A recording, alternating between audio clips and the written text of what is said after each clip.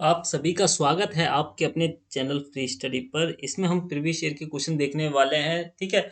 जो basic level है जो बेसिक लेवल है वो क्वेश्चन हम कम करेंगे, मॉडरेट और हाई लेवल के क्वेश्चन ज़्यादा करेंगे, जिससे आपकी प्रैक्टिस बढ़िया हो जाएगी। तो इस वजह से जो मैंने सेट किए हैं इसमें क्वेश्चन पेपर प्रीवियस ईयर से, तो वही क्वेश्चन पेपर मैंने क्वेश्चन ला करके सेट किए हैं जो थोड़ा मॉडरेट लेवल है या हाई लेवल है। तो एक दो क्वेश्चन इसमें आपको लो लेवल के दिख जाएंगे, तो उससे कोई दिक्कत वाली बात नहीं है। क्योंकि लो लेवल में क्या होता है, जो इजी क्वेश्चन होते हैं उनमें क्या होता है, वो सारे ही बच्चे अटेम्प्ट करके आते हैं।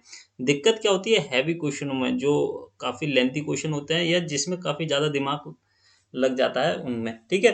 तो क्लास को स्टार्ट करते हैं। ये मैं सब बेसिक्स और जो शुद्ध हिंदी भाषा जो होती है आपकी, ठीक है, जिसमें इलेक्ट्रॉनिक समझ में आ जाए आपको, तो मैं उसमें बात करने वाला हूँ। तो आप सभी का स्वागत है।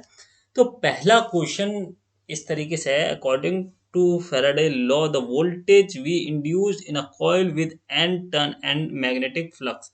कह रहा है एक फैराडे जो लॉ होता है उसमें जो वोल्टेज होता है, जो इंड्यूस्ड ईएमएफ होता है किसी भी कॉइल के अंदर, जिसके अंदर एन नंबर ऑफ टर्न्स हैं और मैग्नेटिक फ्लक्स उसका फाई है। ठीक है। तो उधर हम कैसे निकालेंगे कितना मैग्नेटिक फ्लक्स इंड्यूस्ड हुआ है। ठीक है। इलेक्ट्रोमोटिव फोर्स कितना है वो हमें यहाँ पर निकालना है। ठीक है। इसको ही यहाँ पर V से दर्शाया गया है। ठीक है, स्मॉल v से। ये जो है आपका स्मॉल v से ई इलेक्ट्रोमोटिव फोर्स को दर्शाया गया है। ठीक है। फाई है change in magnetic flux, flux में कितना चेंजेस आ रहा है, नंबर ऑफ टर्न्स कितने हैं कॉइल्स के अंदर। ठीक है, नंबर ऑफ टर्न्स कितने हैं कॉइल के अंदर। और यहाँ पर दिया गया है डेल्टा टाइम, यानी कि चेंज इन टाइम में कितना टाइम में चेंज आ रहा है। ठीक है, वो यहाँ पर दिया हुआ है। जब भी हम फैराडे लॉ के अंदर बात करते हैं इंडक्टर की, तो इंडक्टर का जो फॉर्मूला होता है नंबर ऑफ टर्न, कहाँ गया, हाँ, number of turn multiply magnetic flux कितना है, डी फाई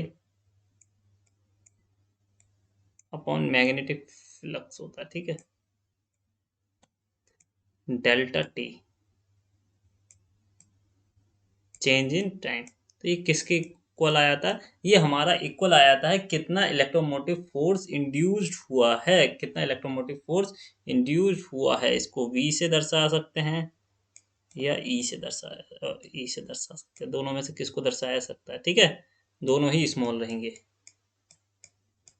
तो आपका क्या राइट आंसर है, आपका सी इज द राइट आंसर। ठीक है। इसकी पीडीएफ आपको टेलीग्राम चैनल पर मिल जाएगी, कोई दिक्कत वाली बात नहीं है। बढ़ता हूँ नेक्स्ट क्वेश्चन पर। ठीक है, इस तरीके से आप देखोगे जब कॉइल के अंदर हम कोई भी मैग्नेट डालते हैं तो उसके अंदर एक ईएमएफ इंड्यूस्ड होता है। अब जब कॉइल डालते और निकालते हैं तो डालते समय तो हमारा जो पॉजिटिव टर्न है, मतलब पॉजिटिव ईएमएफ इंड्यूस होता है। फिर जब हम निकालते हैं तो उसको वो रिवर्स कर देता है। ठीक है, रिवर्स कर देगा, यानी कि पोलैरिटी चेंज हो जाएगी। जब पोलैरिटी चेंज हो जाती है किसी भी करंट की, बार बार पोलैरिटी चेंज होती है, तो हम उसमें वहां पर क्या कह देते हैं, वो एसी करंट हमारा इंड्यूस करता है। क्योंकि एसी करंट में क्या होती है, हमारी पोलैरिटी चेंज हो जाती है। एक जगह अभी प्लस आ रहा होगा, कुछ सेकंड बाद उधर माइनस आ रहा होगा। ठीक है। तो बढ़ते हैं आगे, सेकंड क्वेश्चन है ये। कह रहा है 8 ओम जो हमारी शाखा है, जहां पर 8 ओम का रेजिस्टेंस है, वहां पर हमें धारा बतानी है कितनी होगी। देखो यहाँ पर जो फॉर्मूले लगने वाले हैं वो लगने वाले हैं, आइए देख लेते हैं। किरचॉफ का करंट लो, किरचॉफ का वोल्टेज लो। ठीक है, नोडल में मैंने बता दिया, एक नोडल मेथड लगेगा इसमें। ठीक है, नोडल मेथड लगेगा, ओम्स लो लगेगा।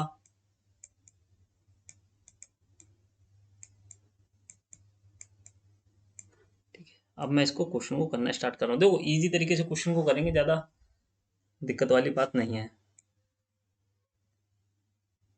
पहले हम करते हैं करंट किसी सर्किट के अंदर, किरचॉफ करंट लॉ को पहले मैं यहाँ पर बताता हूँ थोड़ा सा, फिर मैं आगे इसको करने स्टार्ट करूँगा। किरचॉफ करंट लॉ के हिसाब से कोई भी सर्किट के अंदर जो इनपुट आ रहा है, करंट जितना भी आ रहा है वो आउटपुट पर हमें उतना मिलना चाहिए। यानी कि कहने का मतलब है, अगर ये हम यहाँ से यहाँ पर इनपुट, मान लीजिए इनपुट देते हैं, ये है, ये है, ठीक है, ये इनपुट और ये आउटपुट। मान लीजिए तीन ये वायर इंटरकनेक्टेड हैं। ठीक है, अब इसको मैं नाम दे देता हूँ I1, इसको I2 और इसको देता हूँ I3। ठीक है, इस कंडीशन में क्या होगा, इनपुट मैंने बताया है आउटपुट के बराबर होना चाहिए, इनपुट करंट आउटपुट के बराबर होना चाहिए।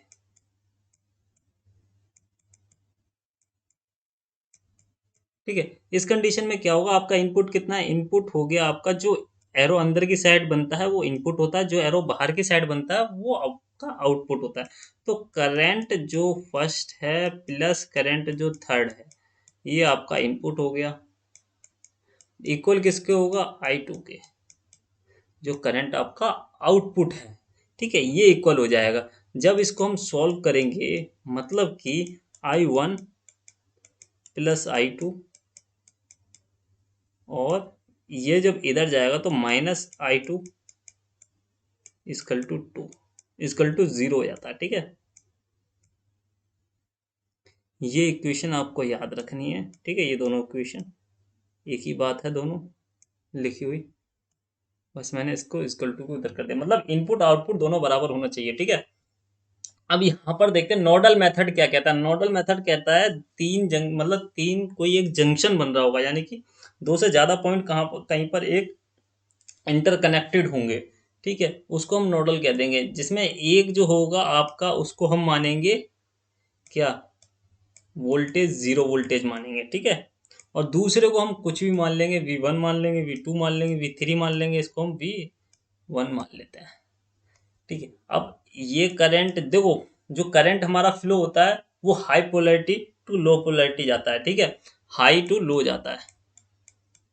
जो करंट होता है, करंट की दिशा जो होती है, ठीक है, धारा की दिशा जो होती है इस डायरेक्शन में होती है, यानी कि प्लस से माइनस की ओर होती है। ठीक है, तो जो करंट फ्लो होगा हमारा यहाँ से यहाँ होगा, तो इसको हम दे देते हैं I1 नाम। ठीक है, ये पॉइंट है, ये पॉइंट कौन सा पॉइंट है, ये पॉइंट आपका जो अभी मैंने किरचॉफ करंट लॉ बताया था, ये वो वाला पॉइंट है, ये वाला पॉइंट है। ठीक है, इसको कोरिलेट करना है। अब देखो यहाँ से करंट यहाँ जा रहा है, ठीक है, फिर यहाँ से कहाँ जा रहा है, फिर यहाँ से देखो ये एरो बना हुआ है रेड कलर का पहले से, यानी करंट डाउन साइड जा रहा है इस पॉइंट से। ठीक है, इस पॉइंट से। अब यहाँ पर अगर मैं बात करूँ, ठीक है, तो एक जो करंट है यहाँ पर पोलैरिटी चेंज है, यहाँ पर पोलैरिटी चेंज है, तो करंट यूं करके घूम करके इसके अंदर आएगा, यानी कि माइनस के अंदर, जो जिसमें लो पोलैरिटी होती है उसके अंदर करंट आता है, यानी कि यहाँ पर करंट आएगा यूं करके, यानी कि ये क्या है, आई हम इसको 2 मान लेते हैं, क्योंकि I8 यहाँ पर दिया हुआ है। ठीक है, अब देखो क्या करना है, ये पॉइंट है हमारा, पॉइंट के अंदर कौन सा इनपुट है कौन सा आउटपुट है, यहाँ पर इसको अलग से लिख लेना है। देखो इनपुट की बात करूं मैं, इनपुट तो सिर्फ इधर I1 है, अगर आउटपुट की बात करूं तो मैं, तो I8 प्लस I2, ये दोनों ही आपके आउटपुट हैं, और दोनों को ही मैंने बता रखा है किस तरीके से लिखेंगे, किरचॉफ करंट लॉ के हिसाब से, I1 equal to I8 plus I2। ठीक है, इसको ध्यान में रखना है, ये कर लोगे आपका सारा क्वेश्चन हो गया, यहीं पर आपका सारा क्वेश्चन हो गया, यहीं पर। ठीक है, सारी कहानी यहीं पर खत्म हो गई। ठीक है, इसको मैं साफ करके फिर मैं दोबारा से मतलब आगे का प्रोसीड करता हूँ। अब जब हमारा यहाँ पर आ गया था, I1 आ गया था, I8 आ गया था, और प्लस I2 आ गया था। अब देखो I1 को क्या लिखेंगे हम, पोलैरिटी चेंज होती है, देखो बीच में यहाँ पर रेजिस्टेंस आ गया, यहाँ पर मैं लिख देता हूँ I1, और यहाँ पर मैं लिख देता हूँ I2। देखो यहाँ पर क्या है, अगर हम डायरेक्ट यहाँ पर और यहाँ पर वोल्ट मीटर लगा के देखेंगे तो 5 वोल्ट है, मगर इसमें एक प्रतिरोध लग गया है 2 ओम का, तो इसमें क्या होगी, इसमें इसकी जो वोल्टेज है वो डिफर कर जाएगी, मतलब बदल जाएगी। ठीक है, तो यहाँ पर अगर हम प्रोब लगाते हैं यहाँ पर इस पॉइंट पर, और इधर जब पॉइंट लगाएंगे तो यहाँ पर इसका वोल्टेज का वेरी करेगा, तो इसमें हम किस तरीके से करेंगे, यहाँ पर मैंने इसको क्या माना था, V1 माना था। ठीक है, अभी मैं कलर इसका चेंज कर लेता हूँ। ठीक है, तो मैंने क्या माना था, I1 निकालना। देखो I1 के लिए क्या होता है, जब हम भी किसी भी करंट को निकालते हैं तो क्या होता है, वोल्टेज अपॉन रेजिस्टेंस होता है, ठीक है। मगर इस केस में क्या है, इस केस में हाई जो पोटेंशियल होता है हमारा, हाई पोलैरिटी से लो पोलैरिटी को माइनस कर दिया जाता है, ठीक है। तो I1 निकल करके आ जाएगा। देखो किस तरीके से करेंगे, यहाँ पर ये तो हमें पता ही नहीं है कितना है, ठीक है, ये वाला तो हमें पता ही नहीं कितना वोल्टेज है, ये पता है हमें। तो क्या करेंगे, 5 में से माइनस कर देंगे V1 को, और अपॉन डिवाइड कर देंगे किसको, 2 ओम को, ठीक है। 2 ओम रेजिस्टेंस हो गया, तो ये आपका क्या निकल करके आ गया, ये आई हो गया, I1 हो गया, ठीक है। फिर I8 देखेंगे, I8 क्या होगा, V dash upon V1 upon 8 ओम यहाँ पर लिखा हुआ है, ये देखो ये रहा 8 ओम। ये क्या होता है, V इजकल टू 0, इसलिए मैंने वहाँ पर लिखा नहीं है। माइनस V1 में से 0 माइनस करूँगा तो कुछ भी माइनस नहीं होगा, ठीक है। यहाँ पर प्लस आ गया। अब यहाँ पर I2 की, यहाँ पर देखना पोलैरिटी चेंज हो रही है, पोलैरिटी चेंज हो रही है तो यहाँ पर जो वैल्यू है वो डिफर कर जाएगी, ठीक है। V इधर V1 में से क्या माइनस किया जाएगा, प्लस किया जाएगा, ठीक है। माइनस तो पहले से ही था, माइनस किया जाता है, अब ये पोलैरिटी चेंज होगी तो ये माइनस माइनस क्या हो जाएगा, प्लस हो जाएगा। एक सेकेंड, तो माइनस माइनस क्या हो जाएगा, प्लस हो जाएगा। तो यहाँ पर क्या आ जाएगा, 3 वोल्ट। और रेजिस्टेंस कितना है यहाँ पर, आपको रेजिस्टेंस देखो कितना है, 4 ओम है ये, ठीक है, ये रहा 4 ओम रेजिस्टेंस। तो यहाँ पर 4 ओम कर देंगे। अब देखो इसमें जब एलसीएम आप लोगे तो 8 आएगा, ठीक है। 2 यहाँ पर है, 8 यहाँ पर है, 4 यहाँ पर है, 2 × 2 × 2 यानी कि 8 एलसीएम आएगा। दोनों साइड 8 की मल्टीप्लाई करेंगे, ठीक है। 8 की मल्टीप्लाई करने के बाद फिर जब एलसीएम लेते हैं तो आपको पता होना चाहिए कि 2 लिखा हो नीचे, तो आपको किससे मल्टीप्लाई करनी पड़ेगी, ऊपर किससे करनी पड़ेगी, अगर एलसीएम 8 आ रहा है तो 4 से। तो यानी कि 20 वोल्ट आपका ये हो गया, माइनस, ठीक है, 4V1 अपॉन, अपॉन तो आएगा ही नहीं, ठीक है। दोनों साइड 8 8 की मल्टीप्लाई कर देंगे तो अपॉन आपका कट जाएगा, ठीक है। अपॉन में जो होगा कट जाएगा। यहाँ पर 8 है पहले से ही, तो एलसीएम यहाँ पर 1 से मल्टीप्लाई करेंगे तो V1 का V1 रह जाएगा। और यहाँ पर 4 है, तो यानी कि ऊपर किससे मल्टीप्लाई करेंगे, 2 से मल्टीप्लाई करेंगे, यानी कि 2V1 प्लस, ठीक है, 2 3 6 वोल्ट ये हो गया, ठीक है। अब जो 6 वोल्ट इधर जाएगा तो ये क्या कर देगा, इसको क्या कर देगा, 14 वोल्ट कर देगा, यानी कि 14 कर देगा। अगर ये जो हमारा है 4, ये इस साइड जाएगा तो क्या कर देगा, ये पहले से तो 3 है, 3V1 है, और यहाँ पर प्लस 4V1 कर देगा, यानी कि जो 14 हमारा है वो 7V1 के बराबर हो जाएगा। अगर हम V1 निकालें, अगर हम V1 निकालें, ठीक है, तो कितना हो जाएगा, 14/2 इजकल टू V7 आएगा, 14/7 इजकल टू V1। जब हम इसको काटेंगे तो कितना आएगा, V1 हमारा कितना आएगा, 2 वोल्ट हमारा V1 आ जाएगा यहाँ पर। यानी कि V1 कितना आ गया, 2 वोल्ट। यानी कि अब हमें पता चल गया भाई, यहाँ पर कितना वोल्टेज है, 2 वोल्टेज है। V1 पर कितना वोल्टेज है, 2 वोल्टेज है। अब क्वेश्चन यहाँ पर सॉल्व हो गया खुद से ही, ठीक है। V1 हमें पता चल गया 2 वोल्ट है, ठीक है। I8 निकालना है ना आपको, I8 पे बताना है कितनी धारा है, और I8 पे धारा निकालने के लिए क्या करोगे, वोल्टेज अपॉन रेजिस्टेंस। रेजिस्टेंस कितना है, 8 ओम। जब इसको काटोगे तो कितना आएगा, 1/4, ठीक है। कितना आएगा, 1/4, और 1/4 आपको पता होना चाहिए 0.25 होता है, तो 0.25 एम्पियर हो जाएगा यहाँ पर आपका आंसर, राइट आंसर, ठीक है। इसी तरीके के क्वेश्चन पूछे जाते हैं DFCCIL में, ठीक है। बढ़ता हूँ आगे, सभी के समझ में आ गया होगा, ठीक है। ये वही है जो अभी मैंने बताया था कुछ देर पहले, ठीक है, किरचॉफ करंट लॉ, जिसको मैंने अभी थोड़ा समझाया था। तो यहाँ पर आपको देखना है जितने भी आपके इनपुट है, यानी कि अंदर की साइड जितने भी एरो हैं उनको आपको प्लस में रखना है, ठीक है। उनको आपको प्लस कर देना है, तो यानी कि I1 plus I4 plus I3, ठीक है। अब इक्वल में क्या रहेगा आपका, I2, इसको प्लस करेंगे I5 से, ठीक है। अब क्या करेंगे, यहाँ पर आपको ये देखना है कि I1 और I4, ठीक है, I1 कहाँ गया, I1, ठीक है, I4 और I3 ये तो प्लस में है, ठीक है, ये तो प्लस में है। अब क्या होगा, ये जब इधर आएंगे तो ये माइनस में हो जाएंगे, I1 plus I4 plus I3, ये तो ये ऐसे का ऐसे ही रहेगा। और यहाँ से ये आ जाएगा, I2 को उठा के यहाँ पर लेके आएंगे तो माइनस का I2 हो जाएगा, I5 को यहाँ पर उठा करके लेके आएंगे तो I5 माइनस का हो जाएगा, और यहाँ पर इक्वल टू में 0 आ जाएगा। अब आपको ये देखना I2 और I5 दोनों ही माइनस के होंगे, ठीक है, देखो I2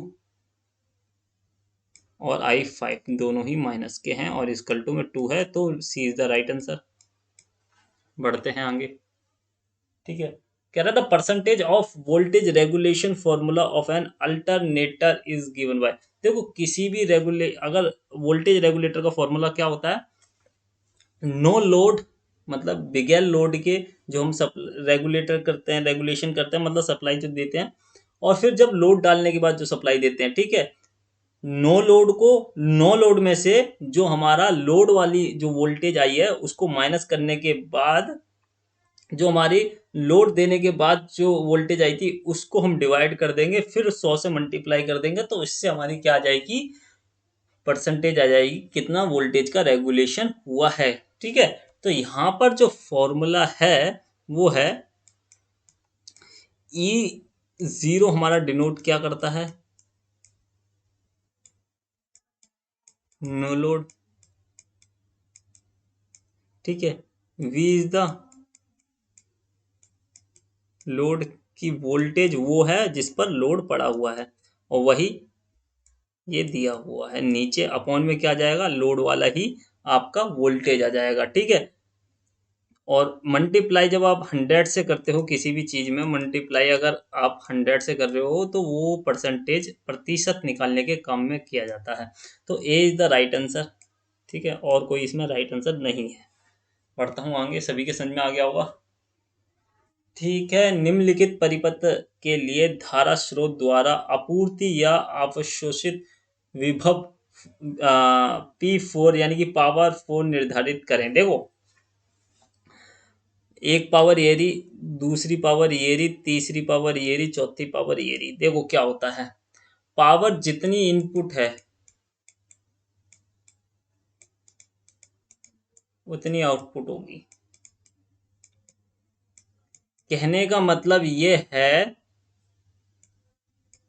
कि जितनी आपूर्ति है, जितनी आपूरित है, ठीक है, वो इक्वल होगी अवशोषित से, ठीक है, अवशोषित से।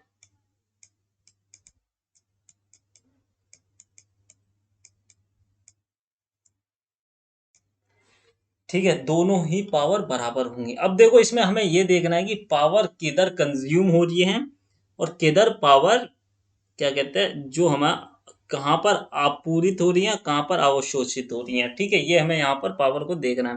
देखो यहाँ प्लस से पावर जब जा रही है यहाँ की साइड, तो यहाँ पर क्या है, प्लस और माइनस लगा है, यानी कि ये क्या काम कर रहा है, ये पावर को यहाँ से पावर भेजी जा रही है और यहाँ पर पावर को कंज्यूम किया जा रहा है, ठीक है, अपने अंदर सोखा जा रहा है, तो यहाँ पर पावर कंज्यूम हो रही है, ठीक है।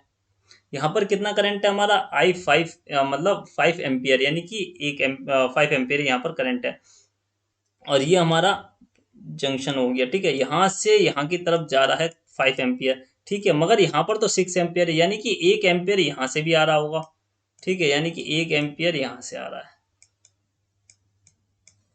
ठीक है। अब इससे हमें ये पता चलता है कि यहाँ से जो पावर है कंज्यूम हो रही है P2 पर, P2 पर पावर कंज्यूम हो रही है और यहाँ से ये पावर भेज रहा है, यानी कि पावर कंज्यूम कहाँ पर हो रही है, P3 पर, यानी कि दो हमारे यहाँ पर जो बैटरीज हैं या जो भी हमारा वोल्टेज सोर्स है वो पावर को कंज्यूम कर रहा है, वोल्टेज को कंज्यूम कर रहा है, करंट को कंज्यूम कर रहा है। तो इस तरीके से हम किस तरीके से, देखो किस तरीके से करेंगे इसको, जो हमारा P1 है, यानी कि पावर जो 1 है हमारा, उसको हम प्लस कर देंगे किससे, P4 से, क्योंकि P4 क्या कर रहा है, पावर दे रहा है, और P1 भी पावर देने का काम कर रहा है, ठीक है। और जो अवशोषित करने का काम कौन कर रहा है, P2 प्लस P3, ठीक है। अब पावर जब हम निकालते हैं तो पावर निकालते समय एक बात का और ध्यान देना है कि पावर का जो फॉर्मूला होता है वो क्या होता है, V इंटू आई होता है, ठीक है। और P1 कितना है, P1 देखा जाए तो 20 वोल्ट 5 एम्पियर, ठीक है, 20 वोल्ट, और यहाँ पर लिख देना है 5 एम्पियर। P4 हमको निकालना है, और P2 कितना है, P2 देखा जाए तो 12 वोल्ट 5 एम्पियर है,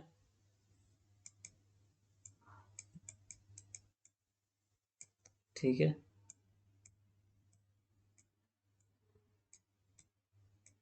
और प्लस करेंगे P3 कितना है, P3 है हमारा 8 वोल्ट और 6 एम्पियर, 6 एम्पियर, ठीक है भाई। अब क्या करेंगे, ये इधर आ जाएगा हमारा, तो P4 यहाँ पर निकल करके आ जाएगा, P4, और यहाँ पर कितना हो गया, ये 100 हो गया, और ये माइनस का 100 होगा, और ये 60 होगा, ये हो गया 60 माइनस का 100 प्लस का 48। अब 100 में से 60 को घटाएंगे, ठीक है, तो क्या आएगा, 40 आएगा, मगर वो किसका आएगा, माइनस का 40, और प्लस कितना है, 48 है। जब इसको -40 में +45 ऐड करेंगे तो क्या आएगा आपका, यहाँ पर 8 आएगा, क्योंकि प्लस माइनस माइनस हो गया, यानी कि जो P4 का पावर आया है वो कितना आया है, 8 वाट आया। इस तरीके से ये भी क्वेश्चन हो गया आपका इजीली, ठीक है, कोई दिक्कत वाली बात नहीं है। बढ़ते हैं आगे, कह रहा प्राइमरी ट्रांसमिशन इज डन, ठीक है। प्राइमरी जो ट्रांसमिशन होती है, जो आपने देखा होगा ट्रांसमिशन लाइन जाती है, वो डन किससे होती है, 3 फेस होते हैं और 3 ही उसमें वायर का प्रयोग किया जाता है, ट्रांसमिशन लाइन जो प्राइमरी ट्रांसमिशन लाइन होती है, ठीक है। बहुत इजी क्वेश्चन था। The kilowatt hour meter can be classified as instrument. देखो किलो वाट हावर जो मीटर जो घरों में लगे रहते हैं, वो एक तरीके से रिकॉर्डिंग का काम करते हैं, ठीक है।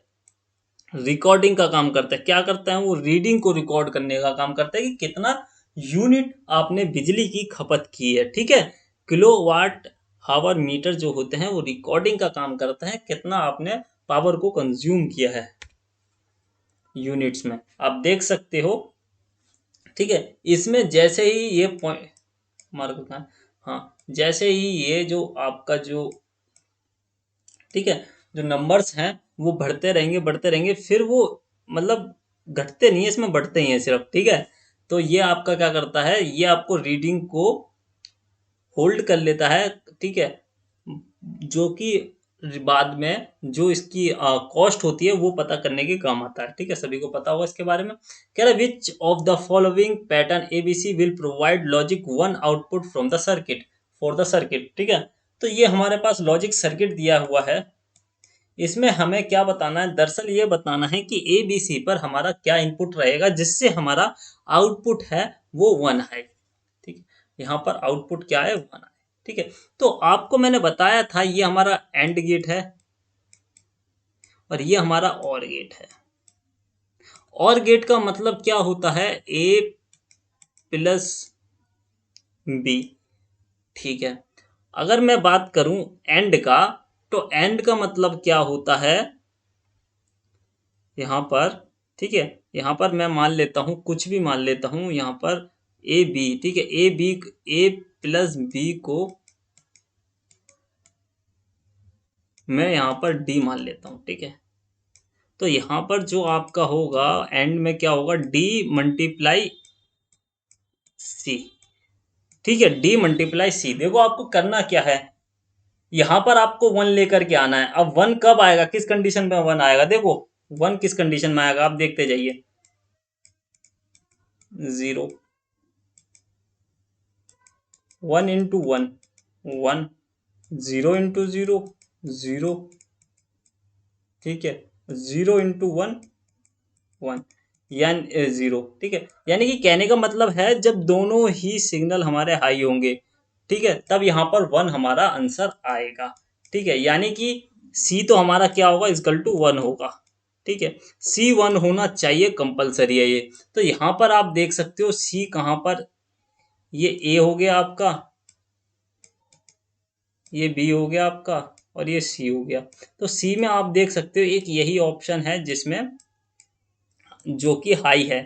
मान लीजिए अगर ये दो में होता हाई, ठीक है, तो उस कंडीशन में क्या करते, उस कंडीशन में आप इस वाले को देखते जिसको हमने डी नाम दिया है। इसमें क्या है, ए और बी दोनों को प्लस करने पर हमारा जो डी है वो वन आना चाहिए, ठीक है। अब जीरो और प्लस जीरो करोगे तो वन तो आएगा नहीं, या वन प्लस जीरो करना पड़ेगा, या जीरो प्लस वन करना पड़ेगा, या वन प्लस वन करना पड़ेगा। इनमें से कोई सी भी कंडीशन करनी पड़ेगी, मगर सी हमारा जीरो कंपलसरी है, ठीक है। तो इसमें से आपकी ये सारी ए बी वाली सारी जो सिचुएशन है सेटिस्फाई कर रही है। ये भी होगा तब भी चल जाएगा, ये भी होगा तब भी चल जाएगा, ये भी होगा तब भी चल जाएगा, ये भी होगा तब भी चल जाएगा, मगर सी में वन होना कंपलसरी है, ठीक है। क्योंकि सी में अगर वन नहीं हुआ तो आप मल्टीप्लाई किससे करोगे, जीरो से करोगे, तो आउटपुट में आपका वन जीरो आ जाएगा, ठीक है। तो यहाँ पर सी इज द राइट आंसर, ठीक है। आप सभी के समझ में आ गया होगा। यहाँ पर मैंने ये सारे पैटर्न बता दिए, बढ़ता हूँ आगे, ठीक है। कुछ इस तरीके से ये और गेट है 7432 आईसी नंबर, आईसी नंबर भी याद कर लेना, पूछा जाता है पेपर में डायरेक्ट, ठीक है। ये आपका एंड गेट हो गया जो कि मल्टीप्लाई करता है दो बाइनरीज को, ठीक है। कह रहा है डायक आर प्राइमरी यूज्ड एज, ठीक है, जो डायक होता है उसका यूज किया जाता है प्राइमरी, मतलब आमतौर पर डायक का प्रयोग किया जाता है किस तरीके से, ट्रिगरिंग के काम आता है हमारा, ठीक है। ट्रिगरिंग डिवाइस को कहा जाता है। बढ़ते हैं आगे, ये डायक का सिंबल है और ये डायक की मतलब सिंबल ही है, दोनों ही, ठीक है, रिप्रेजेंटेशन है। कह रहा है एक सिलिकॉन कंट्रोल रेक्टिफायर है, वो कंडक्ट करता है करंट को जब क्या करे, जब dash with respect to cathode, ठीक है। क्या करे, जब एनोड एनोड और उसका जो गेट है वो दोनों ही पॉजिटिव क्या हो, पॉजिटिव उसमें करंट दिया जाए, पॉजिटिव उसमें पोलरिटी रहे, ठीक है, कैथोड के रिस्पेक्ट में, ठीक है। देखो एनोड में और जो गेट होता है वो भी आपका एनोड में एनोड का होता है, एससीआर की बात करूं तो मैं, ठीक है। एनोड और जो गेट होता है दोनों ही आपका एनोड टाइप का होता है, और एनोड में आपका पॉजिटिव ही पोलरिटी चाहिए होती है, ठीक है, और कैथोड में नेगेटिव पोलरिटी चाहिए होती है, तभी एससीआर जो है हमारा काम करना स्टार्ट करता है, ठीक है। तो यहाँ पर क्या होगा, पॉजिटिवली चार्ज होंगे, ठीक है। यहाँ पर आप देख सकते हो, यहाँ पर आपका गेट लग जाएगा,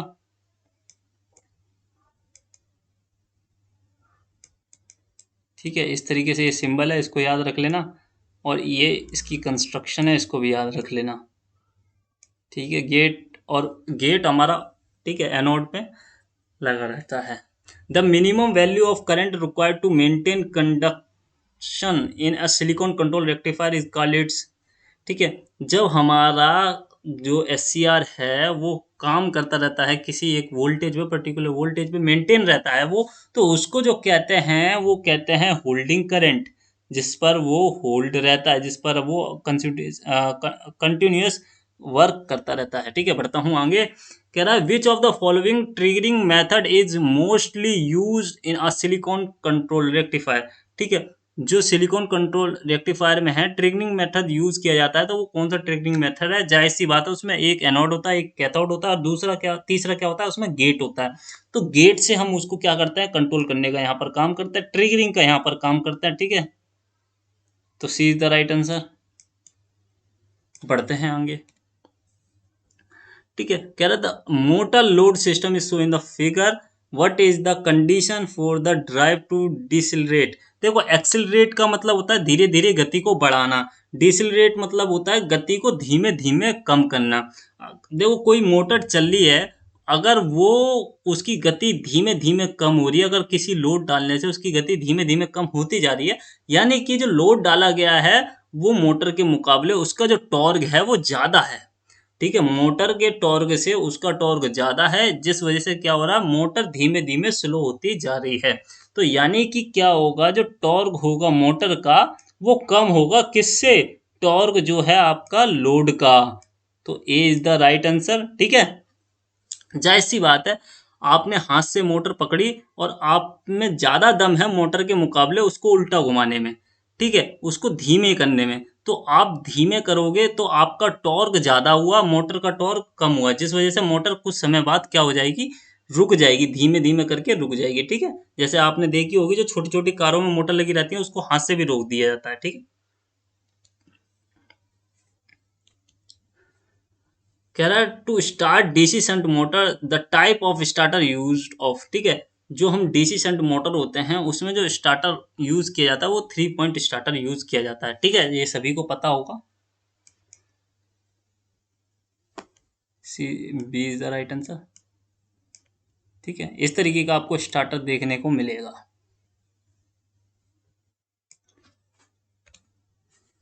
कह रहा high voltage transmission line uses. देखो, हाई वोल्टेज ट्रांसमिशन लाइन में जो इंसुलेटर यूज किया जाता है वो सस्पेंशन इंसुलेटर होता है।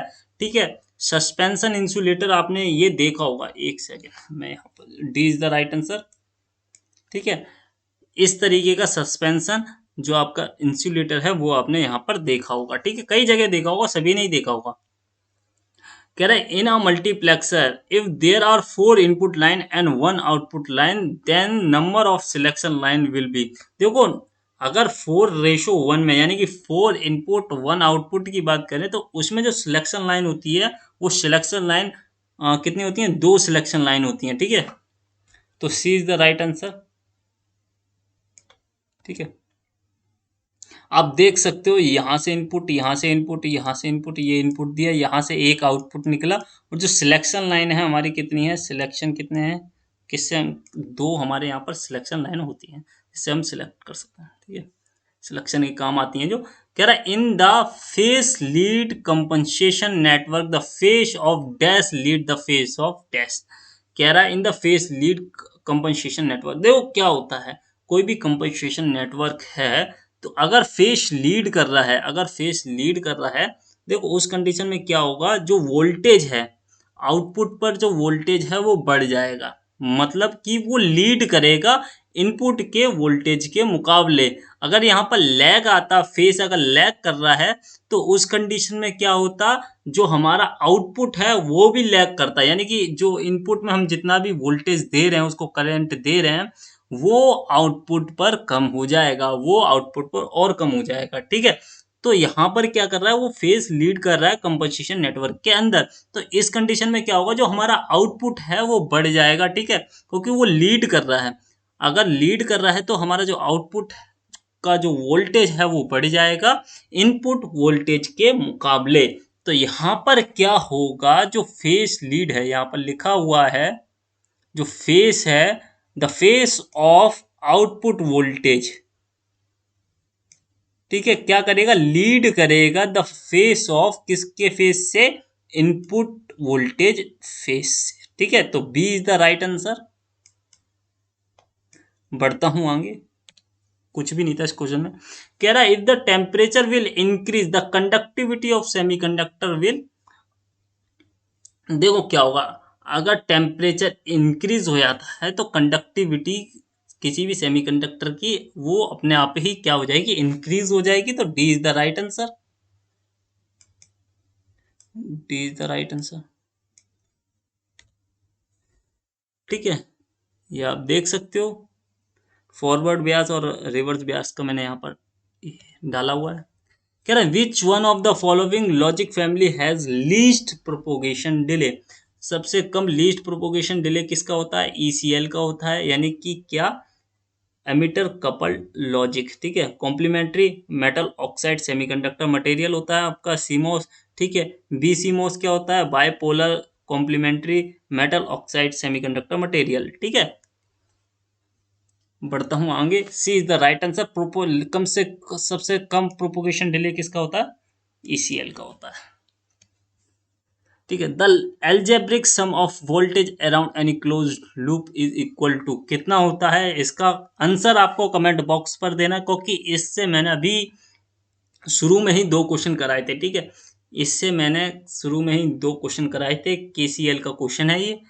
ठीक है, मिलते हैं नेक्स्ट क्लास में। इसी तरीके से क्लास आती रहेंगी, प्रीवियस ईयर के क्वेश्चन आते रहेंगे, और जितने बेस्ट क्वेश्चन हो चुके हैं जिसमें आपको कुछ सीखने को मिलेगा वो मैं यहाँ पर लेके आता रहूँगा। वीडियो को लाइक करें, दोस्तों के साथ शेयर करें और चैनल को करें सब्सक्राइब। बस यूं ही जुड़ते रहिए, और मैं पूरी कोशिश करूँगा अपनी तरफ से कि आपका जो पेपर है वो बेस्ट से बेस्ट जाए, और मैं अपनी तरफ से पूरी बेस्ट से बेस्ट आपके लिए मेहनत करने वाला हूँ। ठीक है, आपके साथ मेहनत करने वाला हूँ। मिलते हैं नेक्स्ट क्लास में। Bye bye, take care, see you again.